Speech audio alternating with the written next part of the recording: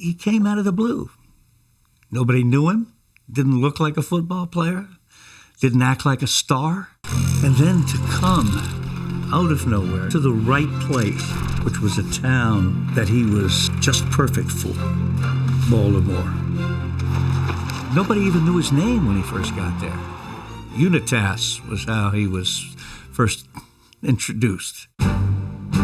Eventually, everyone would know the name of this obscure former semi-pro quarterback. Johnny Unitas' career became the sport's most famous Cinderella saga.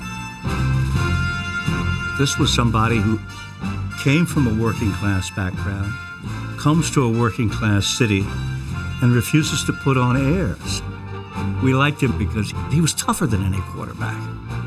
The hits that Unitas took somehow added to the whole aura. Baltimore was bereft of any kind of glamour. And so when we began to win, it meant more to Baltimore than it would have meant to any other city. And I really mean that, to any other city. We had nothing else. Unitas belonged to us absolutely, completely.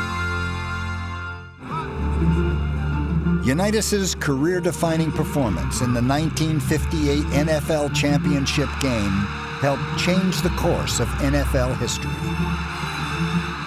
The position was born that day. The great 2-minute drill at the end. Nobody had ever talked of that sort of thing before. The idea that you were going to move down the field, bing, bing, bing, bing, like that. That was really a new concept. Unitas threw for 349 yards and directed a game-tying drive with time running out. Then, in an unprecedented sudden-death overtime period, he threw the Giants off balance with his bold, unpredictable play calling and led the Colts to an historic victory. Unitas gives to Alicia. The Colts are champions. Congratulations. I have never seen a greater job in any football game, pro or college, in my life, John. It was just stupendous. Thank you very much, Chuck. My job is made easier by the boys up in front, believe me. That vision of him, I think, was embedded in the American mind thereafter. And every quarterback since then, whoever it is, one of the Mannings, Brady, whoever, can be placed in that template. It all descends from Johnny Unitas on that December day in 1958.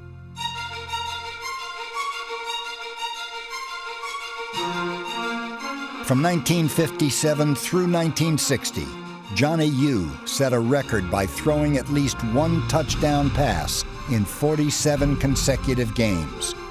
That record still stands, and no one has ever come close to breaking it.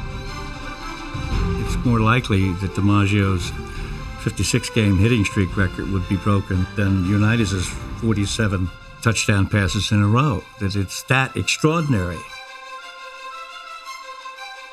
You know, I never knew that I was throwing touchdown passes in every ball game and setting some kind of a record. I don't look at the record books. Did we win? That's all I care about.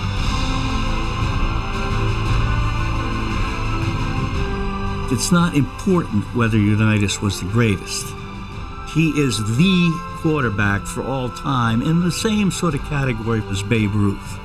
Babe Ruth is the baseball player for all time, no matter what kind of records are set, no matter what happens to the game. Unitas is the one and only now. And as such, I think he'll only be more legendary as time passes.